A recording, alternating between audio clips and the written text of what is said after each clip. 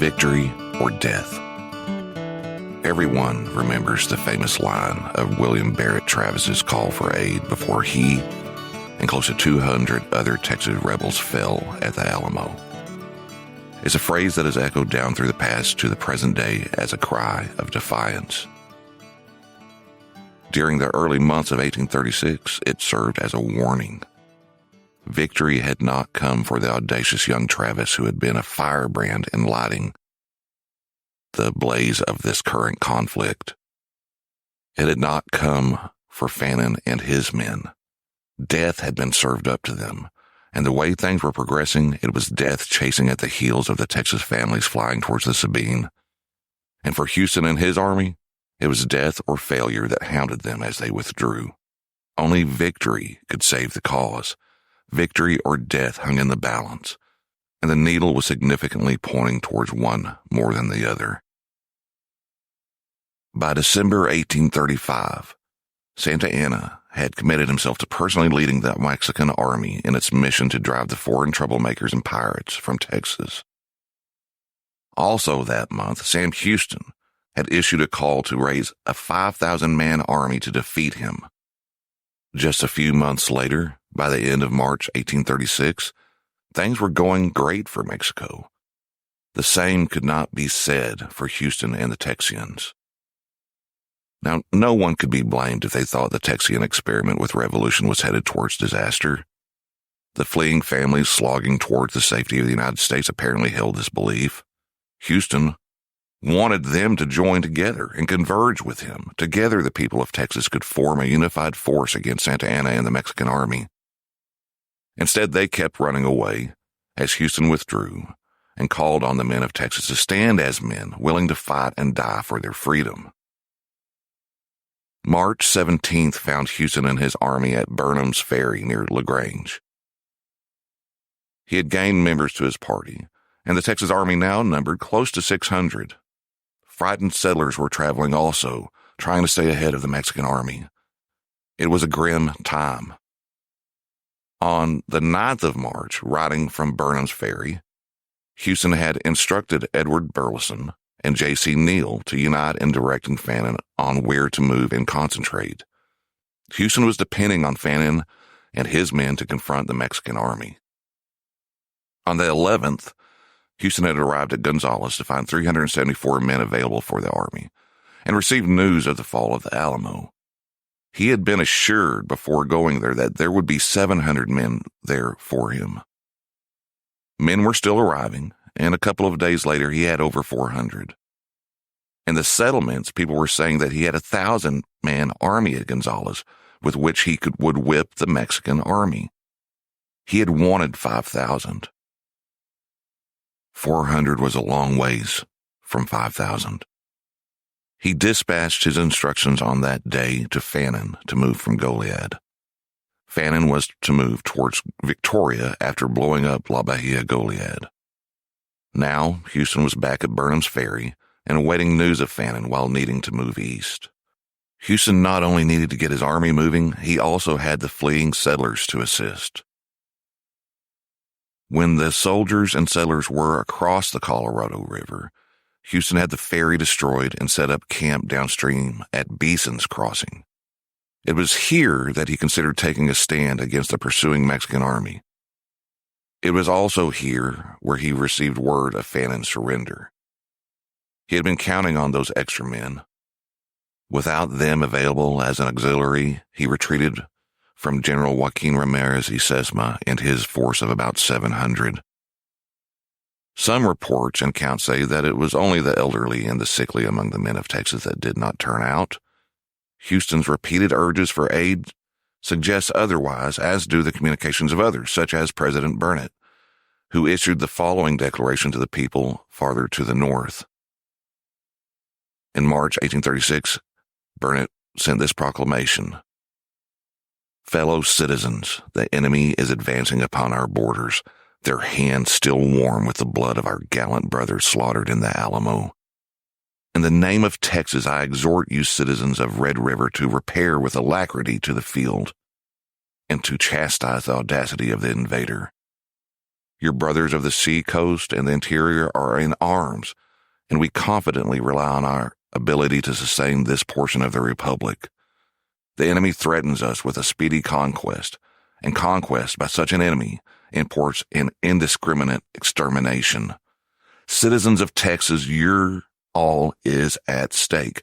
Your wives, your children, all that is dear and sacred to freemen, summon you to the field. Your inherent gallantry will promptly obey the call. Texas, in this hour of her extremity, needs the aid of every citizen.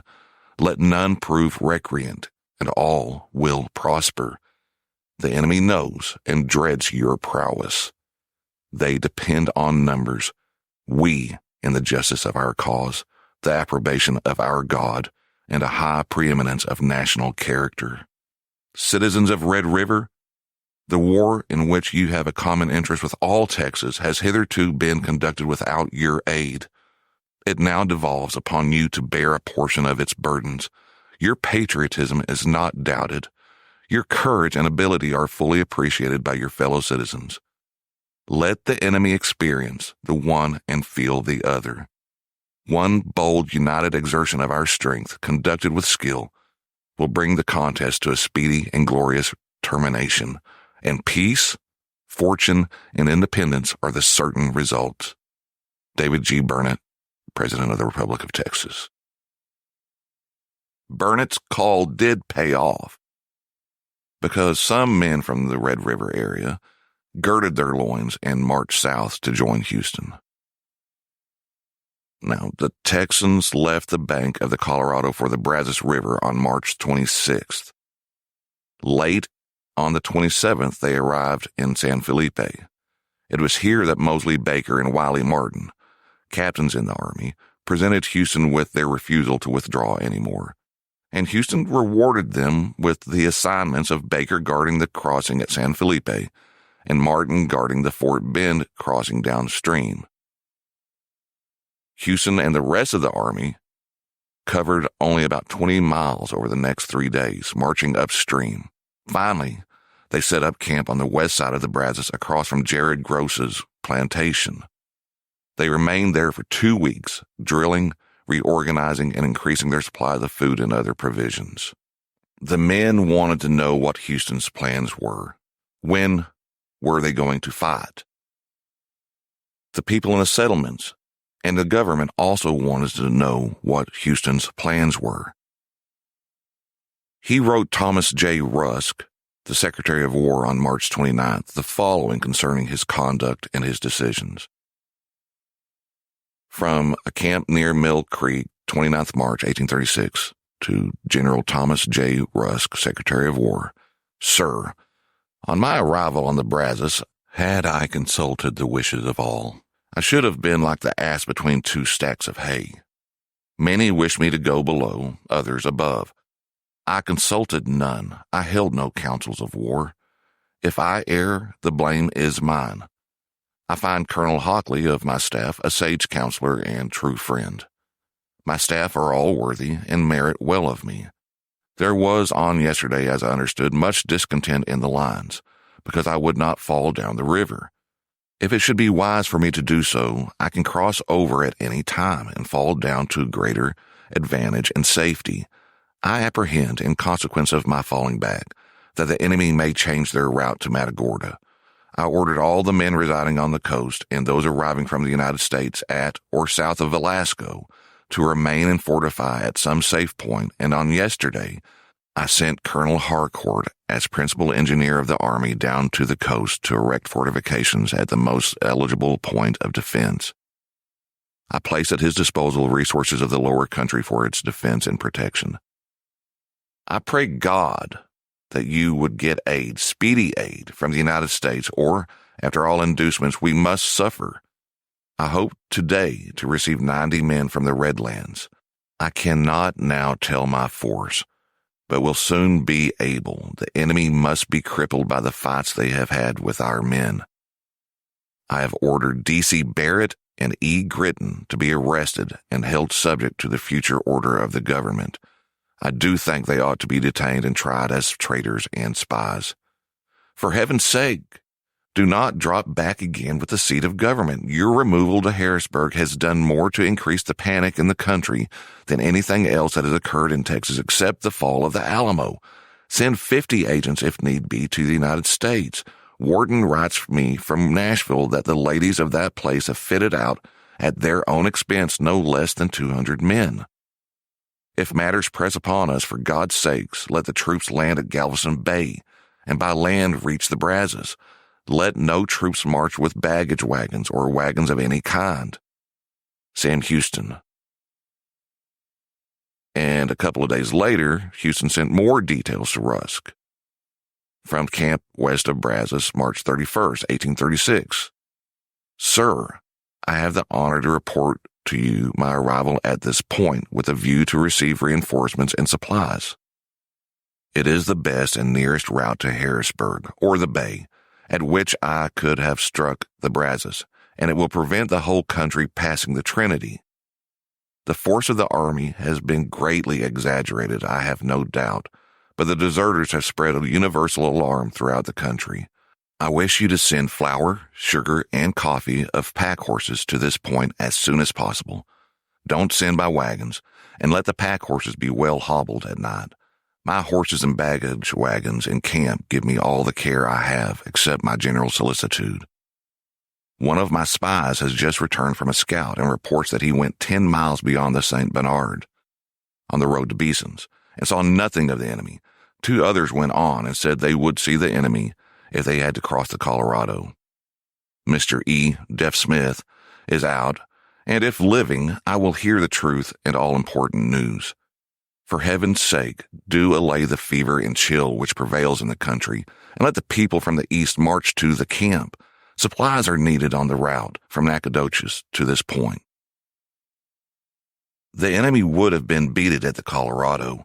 My intention was to have attacked him on the second night after the day on which the news of Fannin's destruction was reported by Kerr, but for that news and the march of strong reinforcements probably arriving that night to the enemy. Previous to that, the troops were in fine spirits and keen for action.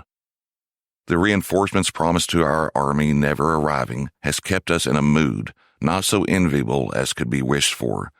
Send daily expresses to me, and do let me know what to rely upon. I must let the camp know something, and I want everything promised to be realized by them. I hope I can keep them together. I have thus far succeeded beyond my hopes. I will do the best I can, but be assured the fame of Jackson could never compensate. Sam Houston. P.S. I have somewhere between 700 and 800 effective men. 2 nights since, when it was reported that the enemy were on this side of the Colorado, the citizens of San Felipe reduced it to ashes. There was no order from me for it. I am glad of it, should the enemy march there. Our troops have suffered much from heavy rains and dreadful roads. This was the confidence that Houston's words conveyed to Rusk, but it was Houston's decisions and actions that added to the people's terror, according to Warren D.C. Hall, who wrote the following on March 30th.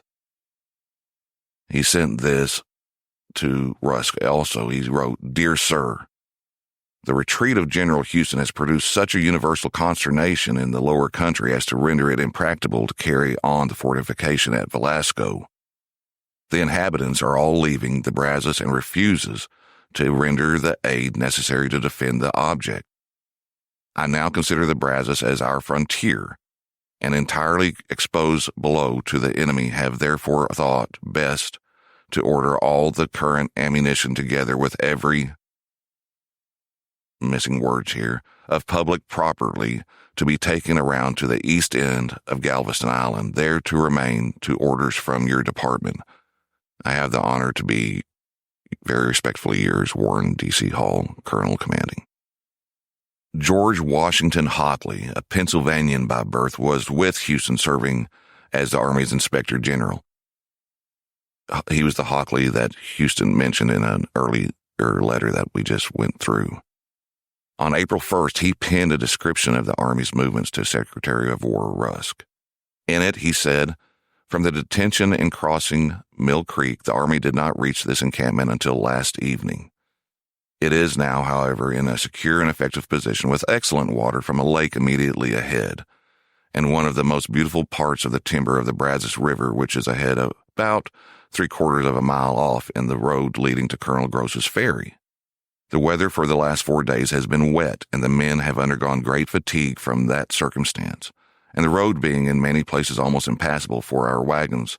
So soon as they can wash their clothing and arrange their arms, of an entire organization of camp duty and discipline will be established. The camp reforms in order of and battle, and the regular camp rule and duty performs this in some degree, has been omitted since our march. As it has been in several instances a forced one, it has however been conducted with much order under the circumstances of the case, and with credit to the exertions of the officers and obedience of the men. The steamboat Yellowstone, captain, is at Gross's Landing taking in cotton. The commander-in-chief directed her to be taken in charge for the use of the army, in case it should be necessary to descend the river rapidly to act upon the enemy. Major Cook and a sufficient guard are now on board, and she will be detained until her services can safely be dispensed with. She is nearly loaded with cotton. Last evening, the commander-in-chief received information from Captain Mosley Baker, who has command at San Felipe, of the arrival of 2 of his spies who report that the enemy have crossed the Colorado at Atascocita Crossing and were then in order of march. This information roused the army to an enthusiasm which showed with what feelings they wanted to meet his approach.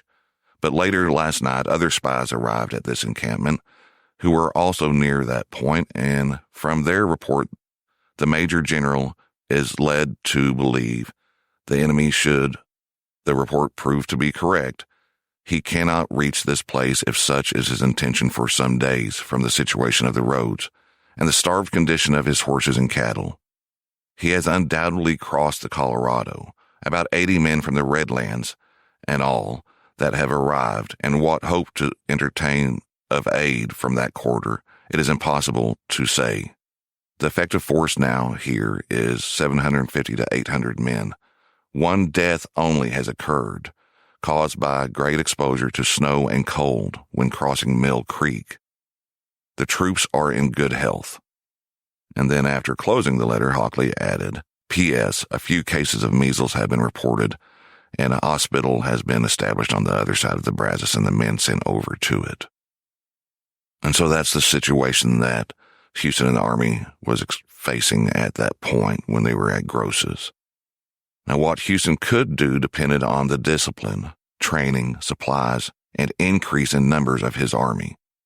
His frustrations with the people of Texas to not stand and fight for their freedom is evident in several communications by him. News of reinforcements from the United States were welcome, but he must have wondered, why wouldn't the men of Texas stand and fight like men? All the while, he also had to deal with the desertions from the army, many of them by men leaving like Creed Taylor to see their family to safety. Confidence in Houston by the people and in the people by Houston seems to have been low. He sent the following declaration calling for men to fight, much like Travis had called for aid at the Alamo on March 31st. To the people east of the Brazos. My encampment is preparing on the west of Brazos, where I shall wait for some supplies and reinforcements. My intention never has been to cross the Brazos, and the false reports spread are by men who have basely deserted the Army of Texas. Let men from the east pass on to the army and cross over at Gross's. If men will unite with the present force, we can defeat and capture the enemy. The army of the enemy has been represented at 10 to 30,000 men, when indeed it never has exceeded 3,000 or 4,000 in Texas. And the force that attacked Colonel Fannin was only 1,500, but he had only 320 men. They fought in the prairie where they had no water and where they surrendered to him. The enemy cavalry are not numerous, as stated, and their infantry are men pressed into service and convicts from prisons. Their army is encumbered with women and children. Let the men of the East come to our aid and bring all deserters with them. Aid from the United States is landing on our coast. Captain Brown with one of our vessels has taken a Mexican vessel with 420 barrels of flour, 300 kegs of powder, and other supplies for the army. My spies report this morning that the observations made by them last night could discover nothing of the enemy for 10 miles beyond Bayou St. Bernard, 25 miles beyond San Felipe.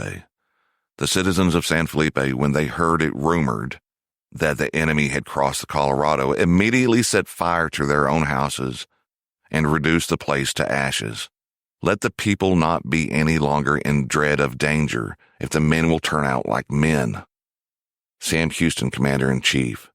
P.S. My spies have just returned and reported the enemy in a few miles of San Felipe, 800 or 1,000 men only, and only 30 cavalry. We will soon whip them. Sam Houston, 4 o'clock, March 31st. Sam Houston understood his situation, and he knew what he needed to win.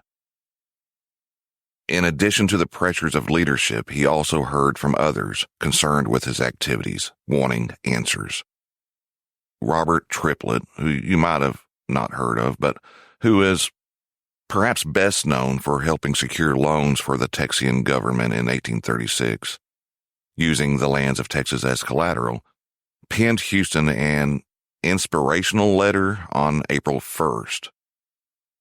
He wrote from Harrisburg and said, Dear General, by Colonel Rusk, who leaves here in a few moments, I take the liberty of offering you my hearty congratulations on the opportunity which now presents itself to gratifying an ambition which I am very sensible from what I know of your character has long been a darling wish of your heart.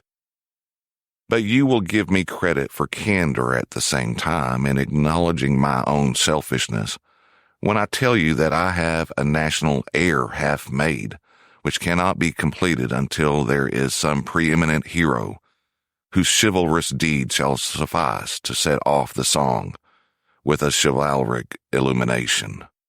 An American thanked Lord Byron in the name of our country for the compliment which he had paid Washington. The thanks are as due on the other side, said Byron. I wanted such a hero, and no other country could furnish him. I am therefore said be indebted to America and not America to me.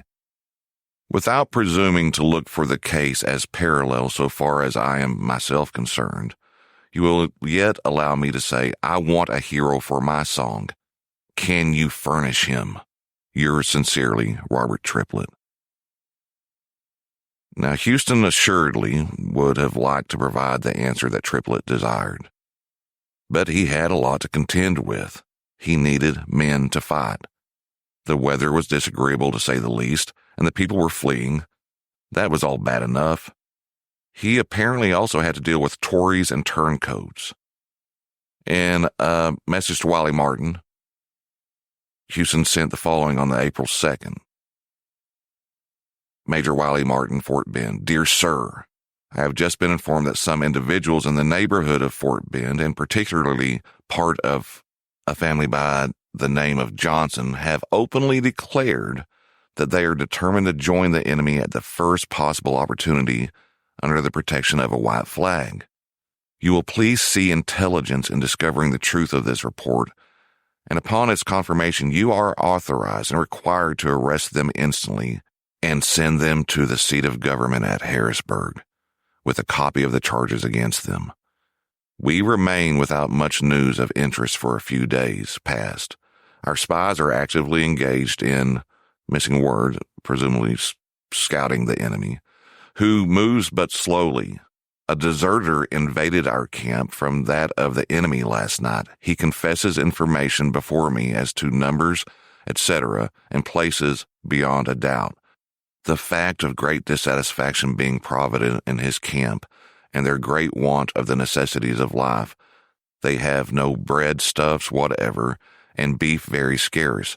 I shall confidently rely upon you to place the point you now occupy in the best possible state of defense, in case the enemy should advance, and be active and vigilant to observe his movements as within your power.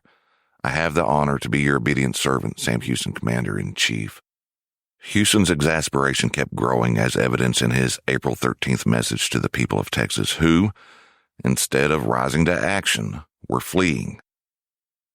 From headquarters of the Army Camp on Brazos, April 13th, 1836, to the citizens of Texas.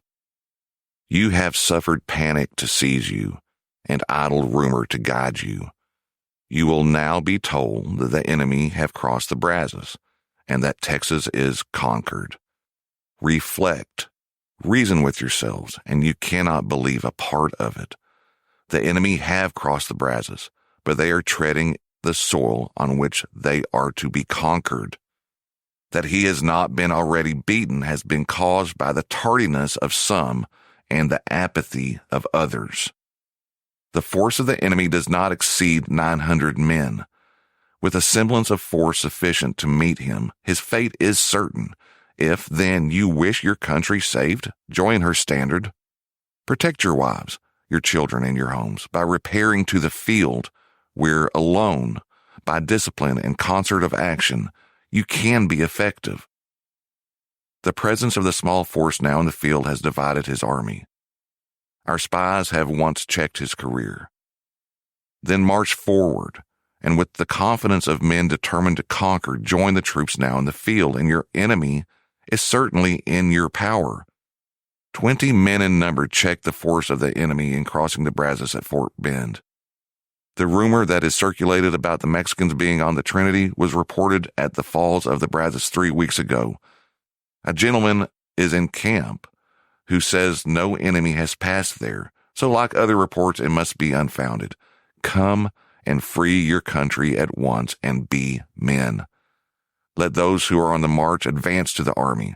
Those who do not aid Texas in her present struggle, but flee and forfeit all the rights of citizens, will deserve their fate.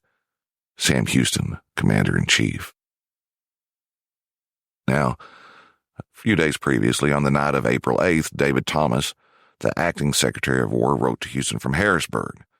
He shared in the lengthy letter a story of a survivor from Goliad, and he wrote, "There has been a young man here who says he was with Fannin when he capitulated, that on the morning after he was attacked, the Mexican officer raised a white flag. Fannin met it, and after some time it was agreed that Fannin's party should surrender on condition that they should be taken to Copano and sent to the United States, were to retain their private arms, and were not to serve against the Mexicans during the war. They were carried to Goliad, kept there 7 or 8 days, were marched off in different directions. The party to which he belonged were marched out towards San Antonio. The Mexicans fired on them and killed all but 3 that attempted to escape. He thinks he is the only one that did escape. The conclusion is that the balance were all killed. This is the story the young man tells me, and those who know him think he may be relied on. I cannot bring my mind to think that those men could have been thus sacrificed. Whatever you may have thought of Fannin, I know there never was a finer set of men of the same number in any country. If the enemy is carrying on a war of this sort and acting the basest treachery, he should be dealt with in the same manner. I am for fighting every enemy with his own weapons. I would cut the throats of every officer that fell in my hands." David Thomas, Acting Secretary of War. That letter shows the effect that the news of the Alamo and Goliad had upon those that were willing to fight. When he was east of the Brazos, Houston received a welcome gift. John Allen arrived with 2 cannon that had been sent by Cincinnati. The men gave them the name of the twin sisters, and Houston entrusted their command of the artillery to Colonel James C. Neal, who had been in charge at the Alamo before Travis. Additional support arrived on April 14th with the arrival of Mosley Baker and Wiley Martin, along with their 350 men. These men were a welcome addition to Houston's force. They informed Houston that Santa Anna had crossed the Brazos. Scouts arrived with a black ferryman from Fort Bend. Santa Anna had sent him with a handwritten message addressed directly to Houston. It was written in English and said the following: "Mr. Houston, I know you're up there hiding in the bushes. As soon as I catch the other land thieves, I'm coming up there to smoke you out." This information, along with other capture dispatches, gave Houston encouragement. Santa Anna was confident, and Houston suspected that he could take advantage of the Napoleon of the West decision to move forward with a smaller force. And so Houston and the Texans moved out. The Texian army traveled onward, and for the final 55 miles that they covered in 2.5 days, they had suffered through more terrible weather. At the northern limits of modern Harris County, near where Spring, Texas now is, the road forked on the farm of a man named Abram Roberts. At the fork stood a distinctive gnarled tree with limbs that pointed out the options they could pursue. They could follow the road towards Harrisburg and face Santa Anna, or they could turn towards Nacogdoches and the Redlands, closer to the United States and the United States Army under Gaines. Santa Anna was in Harrisburg by the 15th. Houston and his men entered Harris County the next day, and at the fork in the road, at the Witchway Tree, the army turned right towards a confrontation with Santa Anna. Had Houston ordered the opposite, most agree that the army would have still turned right to fight. And so on April 19th, Houston sent out the following message again, stressing the need for the people of Texas to join him and fight for their rights and freedoms. To the people of Texas, we view ourselves on the eve of battle. We are nerved for the conquest and must conquer or perish. It is vain to look for present aid. None is at hand. We may now act or abandon all hope. Rally to the standard and be no longer the scoff of mercenary tongues. Be men. Be free men, that your children may bless the Father's names. Colonel Rusk is with me, and I am rejoiced at it. The country will be the gainer and myself the beneficiary, liberty and our country. Sam Houston, Commander-in-Chief. Now, writing the next year in 1837, Santa Anna had the following to say about his perspective on the campaign and Houston's withdrawal. He wrote, "The capture of the Alamo, in spite of its attendant disasters and the quick and successful operations of General Guerrilla, gave us a prodigious moral prestige. Do not expect to hear any more details of battles. Our names terrified the enemy, and our approach to their camps was not awaited. They fled, disconcerted, to hide behind the Trinity and the Sabine. The ruins and devastation they left behind were the only signs seen by our soldiers as evidence of the presence of the invaders of Texas. The attainment of our goal was now almost certain. It was then with sorrow on the part of the troops that thought was given the need of garrisoning that vast territory in order to hold our conquest. And the mere idea of remaining in Texas dismayed the triumphant soldier more than defeat. Our campaign was a military parade, but to remain in Texas, perhaps forever, what a misfortune. Such was the general clamor that reached my ears, and this not from the common soldiers alone. Some of them will remember my reprimand on so delicate a point. The evil spreading, however, in spite of all my efforts, it would have been an unpardonable fault not to try to encourage the dejected soldiers. Perhaps it would have been an equal sin to have tried energetically to suppress the disturbance. This, and not the conviction that the campaign was over, was the cause for the general order of the 25th of March, by which some troops were instructed to hold themselves in readiness to return together with the wagons, which were to start out for San Luis. I had definite information, however, that the enemy was not undertaking a retreat but was in full flight. I learned later that, in order to stop the number of desertions among their troops, the enemy had to resort to the ruse of assuring them that I had returned to Mexico and of declaring that a new revolution had broken out. In spite of these impostures, there remained with Houston, out of 1,500 men, only the 800 with which he surprised my camp at San Jacinto. It could not be otherwise, a very considerable number having perished at Bear, the Alamo, Goliad, and the plain of Perdido. In short, this was shown by the proclamations of the so-called government of Texas, in which appeals were made in desperate terms for the sympathy of the Americans to come to the rescue of their defeated hosts, since the colonists, either voluntarily or forced by circumstances, persisted in taking refuge beyond the scene of war.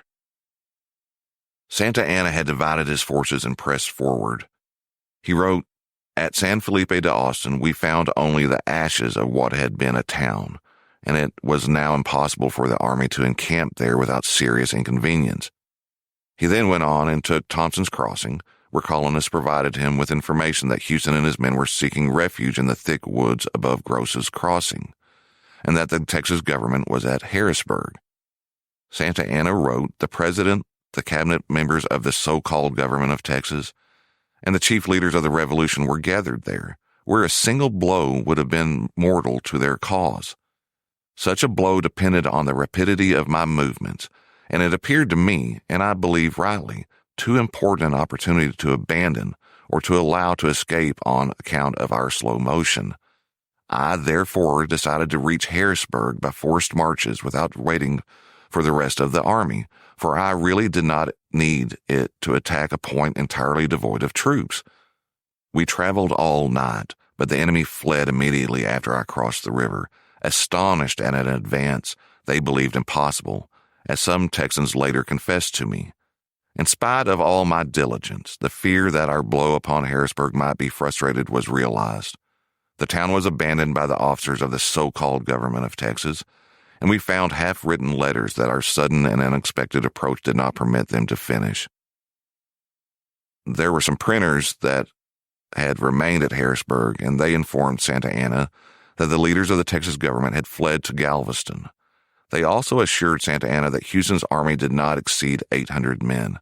It was then, Santa Anna later claimed, that he decided to move to cut off Houston's retreat. By April 18th, Santa Anna had sent an advance guard with Captain Marcos Barragan to Lynchburg to, quote, observe the movements of the enemy, who, whether it made its way towards the Trinity or towards Galveston, would have to pass inside of that point, where it was my intention to attack it. On April 20th, Santa Anna himself moved towards Lynchburg, having also directed General Filiosa to send him an additional 500 picked men, meaning well-trained soldiers, instead of the many raw recruits that made up the greater part of the Mexican army. Upon arrival, Santa Anna was pleased when he observed the Texan army. He wrote, "I had the satisfaction of seeing it, of confirming the information I had of its strength, and of observing that it had taken a disadvantageous position in the lowlands of the angle formed by the junction of Buffalo Bayou and the San Jacinto, just before they entered Galveston Bay. In other words, he had them just where he wanted them," and added, quote, "Let it suffice to say that it never crossed my mind that a moment of rest, now indispensable, should have been so disastrous." A lust for blood had been building among the men in Houston's army. Santa Anna encamped with confidence that he would soon strike, perhaps the final blow in his campaign. He had no way of knowing, no one did, that instead of being situated on a battlefield, his men were on a killing ground where many would meet their doom. Now was certainly the time for victory or death. You are listening to Texas History Lessons, a slow walk through Texas history made in Texas by a Texan for everyone, everywhere. That's going to do it for today's episode. We will look at some first-hand accounts of the actual Battle of San Jacinto in the next episode or two. I want to thank everybody for listening. Share the show, please. If you're listening on YouTube, you can subscribe, please, and hit the notification button. And I want to thank Derek McClendon for providing the theme music for Texas History Lessons. It's greatly appreciated. Listen to his music everywhere you get a chance. And we'll be back soon with more Texas history. Thanks again for listening. Take care of yourself. Take care of one another. Be kind. Adios. Thanks for listening to Texas History Lessons. If you have any questions or comments, feel free to email the show at texashistorylessons@gmail.com.